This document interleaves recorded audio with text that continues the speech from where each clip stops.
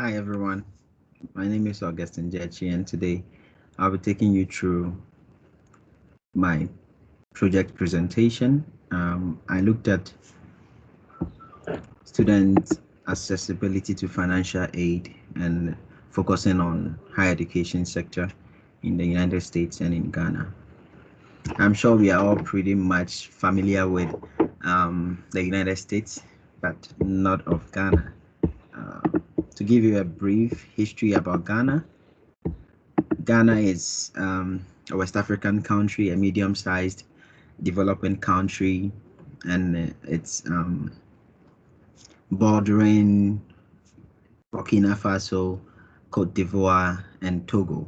Okay, so I it's kind of very weird and kind of imbalanced, I might say, to compare Ghana and the US, looking at the fact that the United States it's a developed country and the superpower, and looking at the Ghana from West Africa, like West Africa, like a developing country with just a smaller population, like of like 30 million, and US is way higher than that.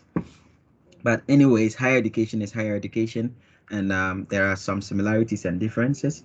But we are certainly going to look at student accessibility to financial aid, how we can compare these in these two countries. Okay. Now, so this presentation will focus solely on some the importance of this study, um, some literature that were reviewed, the method that was used, some key findings and recommendations thereof.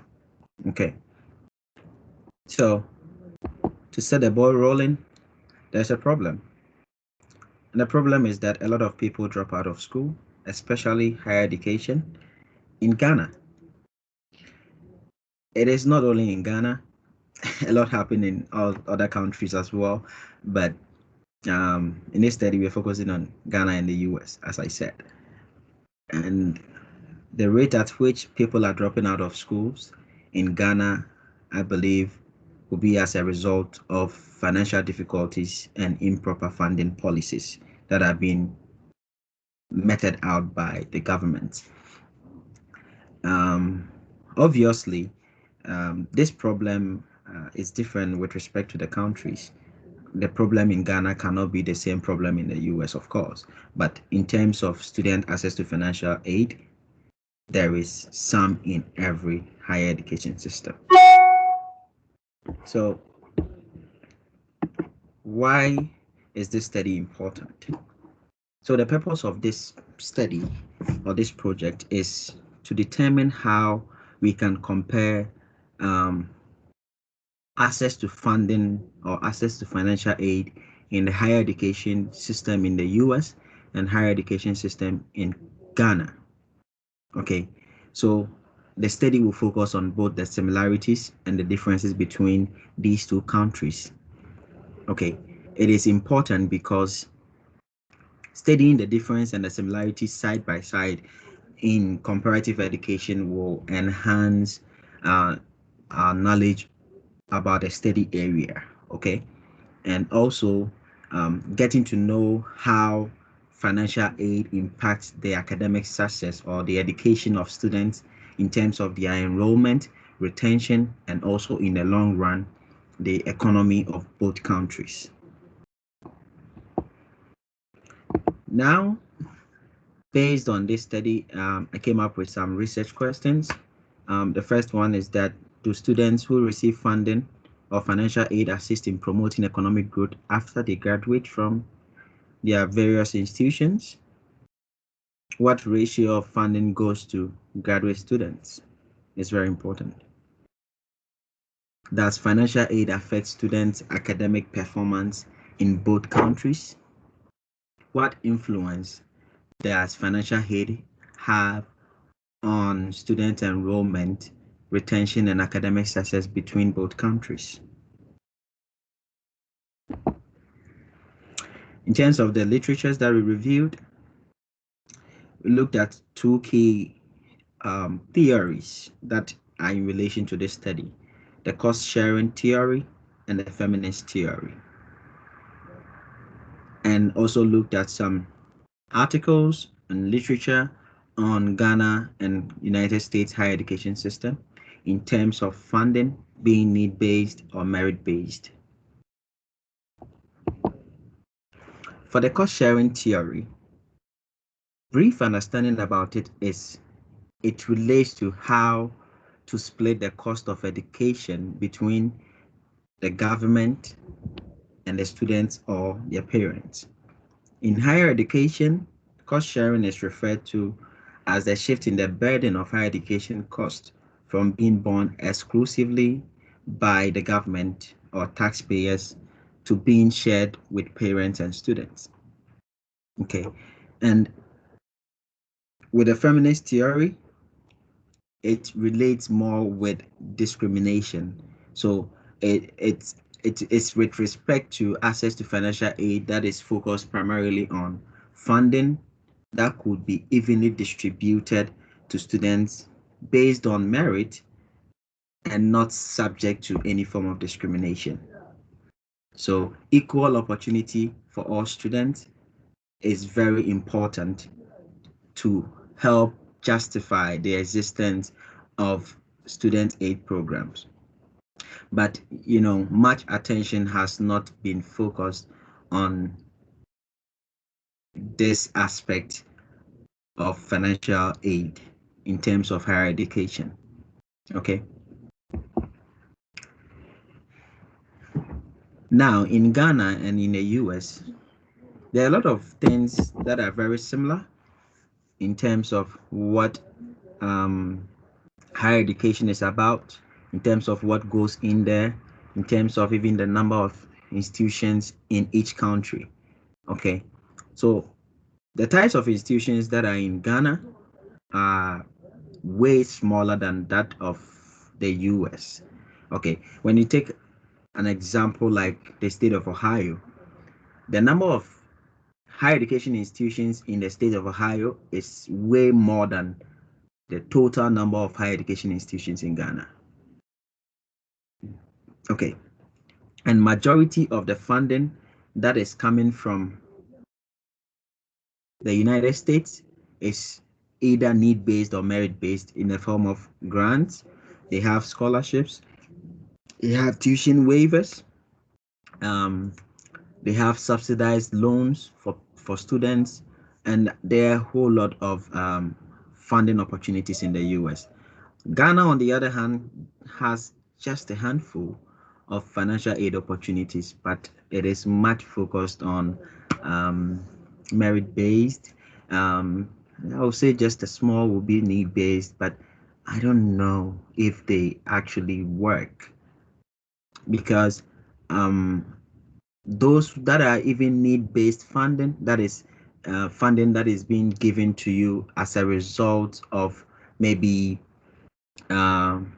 you being physically challenged, you being financially challenged, those funds actually find their way to other students who are kind of well off, affluent people, because there are some more work to be done on that area.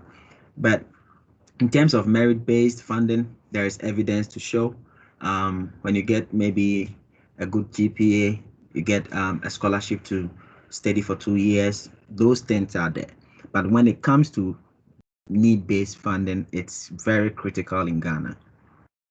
And majority of the students do not get access to this. There are not a lot of opportunities down there, but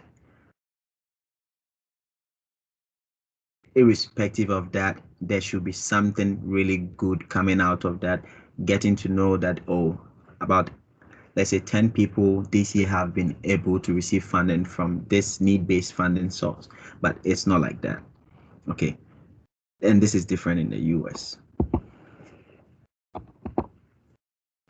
And access to funding in both countries, of course, will have an impact on enrollment because when you give me funding to come to higher education, like college, I mean, if you are from an economically disadvantaged family, you would feel moved to go through the enrollment process, so it's going to increase enrollment.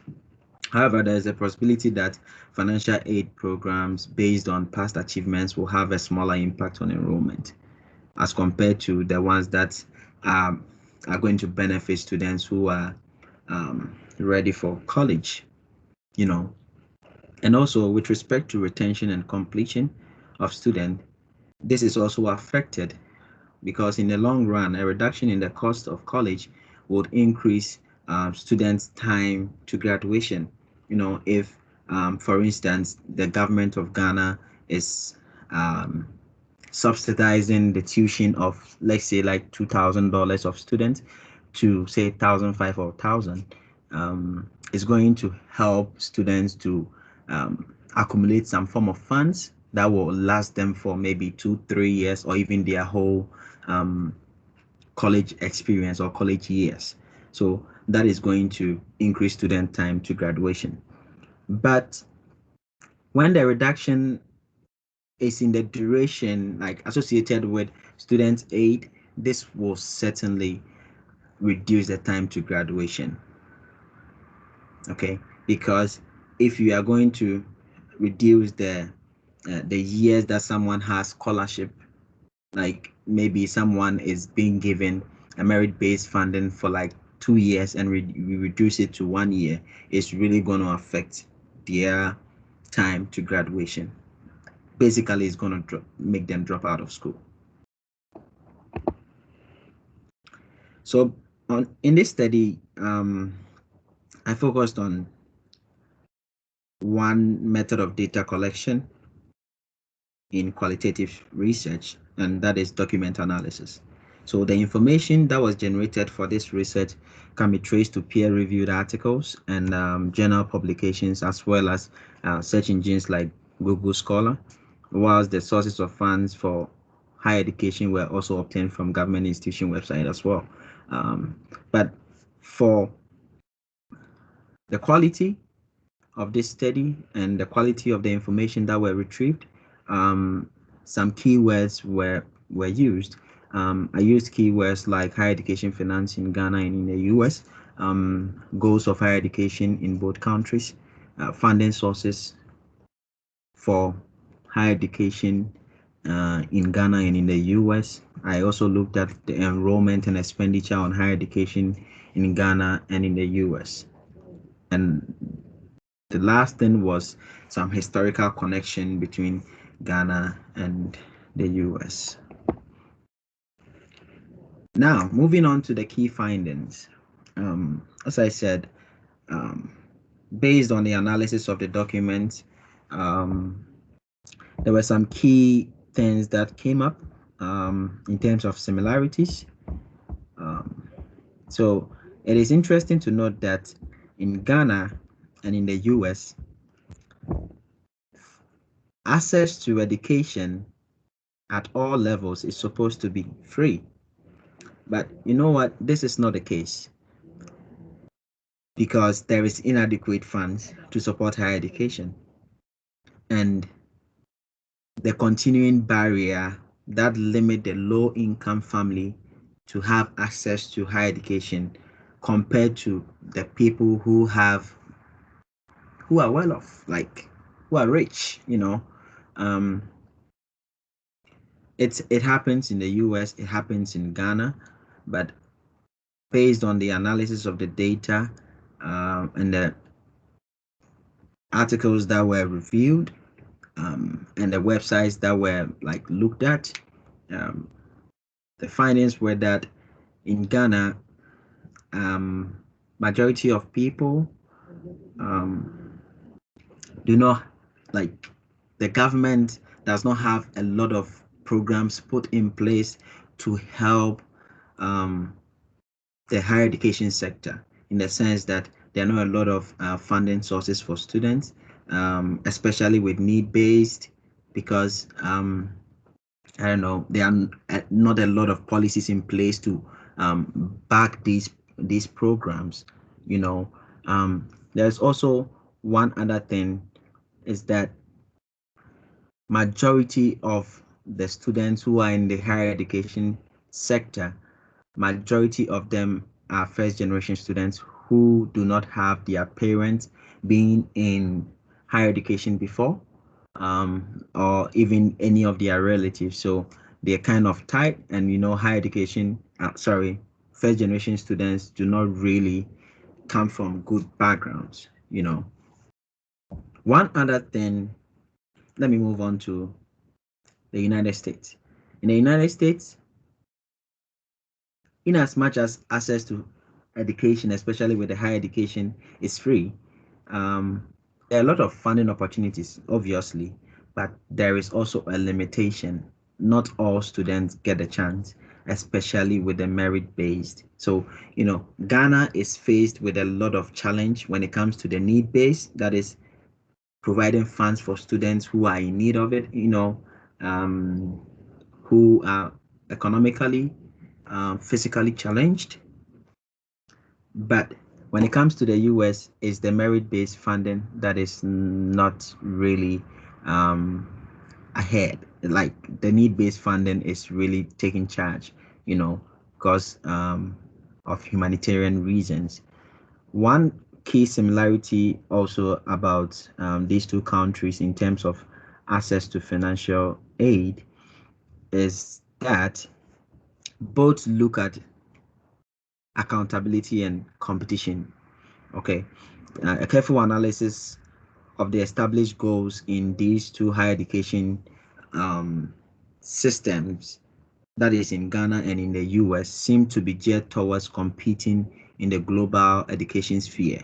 Although US is ahead, Ghana is picking up, you know, and as a developing country, Ghana's goal relative to access to funding in higher education is focused on establishing a solid foundation for improving the quality of education, which seems like an indisputable vision for every developing country, you know. But when we look at the US as a developed country and, a superpower, uh, the US has achieved a greater foundation and now seeks excellence in higher education through accountability. You know, um, Now to the differences, the US has more funding sources than Ghana. In Ghana, it comes in the form of subsidies from the government, and but this is not attributed to international students. International students in Ghana pay something we call, they are normally considered as fee paying students, and they do not receive any subsidies from the government. These subsidies are for Ghanaian students, and it comes in the form of like FAFSA, this federal aid that the US government gives to um, citizens of the US, which international students obviously are not part of. So, in a way, this is kind of similar. Okay, it's kind of similar with Ghana and in the US. So, these subsidies or these federal aid in Ghana, we call it the national subsidy. So, the national subsidy that the government gives to higher education students, and that of FAFSA, that is the federal aid, in both countries, international students do not qualify to benefit from that. Okay, but here in the US, international students are open to a lot of funding opportunities, of which I am a beneficiary of at OU, Ohio University. You know, but in terms of gender, there are more males enrolled in higher education in Ghana than females. That is surprising, in this world that we are living in. But in the US, the opposite is true because a lot of females, there are a lot of female enrollments, and data shows that from 2017 to 2018, female enrollment in Ghana is less with 13.6%, and that of male enrollment is more with 17.7%. It's different when it comes to the United States with over 100, that is 102.4% for female enrollment and just 74.9% for male enrollment. When it comes to graduation, also female in Ghana is 8.97% as compared to male graduation, which is 12.51%. And obviously, it is high for female graduation in the US as compared to that of Ghana. No, so the higher education system in Ghana favors more males, like it favors males than that of females. Okay, so um, students who are from low income background or socioeconomic backgrounds, like low socioeconomic backgrounds, do not get a chance to enroll in these higher education institutions because of funds, and a lot of the funds are given to people who are of higher economic status. It's kind of imbalanced, but that is how the system is like. And only about less than 5% of graduate students receive funding, and these normally come from state agencies like the Ghana National Petroleum Commission, which is obviously known in Ghana to give funding opportunities to graduate students, and also the Get Fund, which is a need-based funding for people who cannot afford. But the question is, how many students get these funding, okay, to pursue higher education? And that is solely a lower percentage, because majority of the students do not get access to these opportunities. So to enhance the funding opportunities for higher education students in Ghana, the government should adopt what I call the incremental approach to funding, that is setting an appropriation level each year to increase or decrease the amount by a fixed percentage in all institutions in the region. And this might come with low administrative burden, which is good. It will also enhance the introduction of new programs to increase enrollment, especially at the low-ranked institutions with access to equal resources. Also, the performance-based funding approach can be used, where the government set appropriations based on the outcomes of the institutions. This will force institutions to kind of do well academically, and this will bring in more funds to them to support their students, and also disperse funds to institutions which will grant students tuition waivers and stipends. And these stipends will come in the form of what? Students working as graduate assistants, teaching assistants, research assistants for their professors and their department, as it's being done in the US here. Okay, and also the government can set up funding programs meant specifically for economically disadvantaged students with a specific GPA. This will help those who are from poor backgrounds to study hard, because they know that when they study hard, they have something that will push them to their career aspirations, and their academic levels. Okay, so it will push them to reach that grade point to be able to gain that scholarship that will put them through higher education. Okay, so these are a couple of things that I came up with. I would gladly be waiting for your feedback and your questions on this presentation. And if you want a copy of the full report, I can just throw it your way by shooting you an email. So let me know in the discussion board what you think about this. Thank you very much and have a nice day.